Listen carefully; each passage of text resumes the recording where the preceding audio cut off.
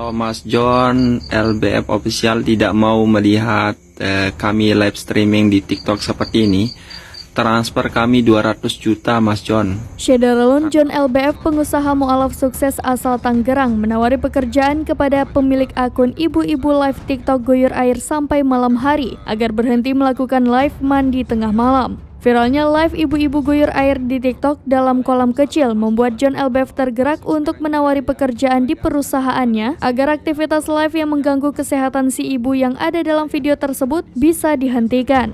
Bukannya menerima tawaran pekerjaan dari John LBF, pria pemilik akun malah meminta kepada John LBF untuk mentransfer uang sebesar 200 juta rupiah kepadanya. Pernyataan tersebut diunggah di TikTok Intan_Komalasari92, akun TikTok yang menyiarkan ibu-ibu live guyur air secara live. Pria pemilik akun tersebut mengaku akan menggunakan uang 200 juta rupiah yang dimaksud untuk membuka usaha. Ia juga berjanji tidak akan melakukan live TikTok guyur air lagi jika John LBF memenuhi permintaannya.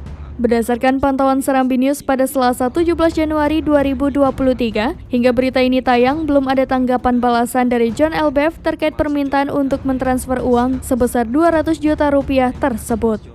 Halo, Assalamualaikum Mas. Sorry ya, saya izin stage videonya karena banyak banget yang nge-tag saya, yang komen, bahkan nge-tag di Instagram saya juga untuk saya menanggapi aktivitas Mas ini di TikTok. Waalaikumsalam Mas John. Kalau Mas John LBF Official tidak mau melihat kami live streaming di TikTok seperti ini, transfer kami 200 juta Mas John. Karena Mas John orang kaya, seperti yang di video-video Mas John itu banyak sekali liburan ke sana kemari soalnya. Transfer kami 200 juta untuk modal usaha di keluarga kami supaya kami tidak melakukan live streaming seperti ini di TikTok.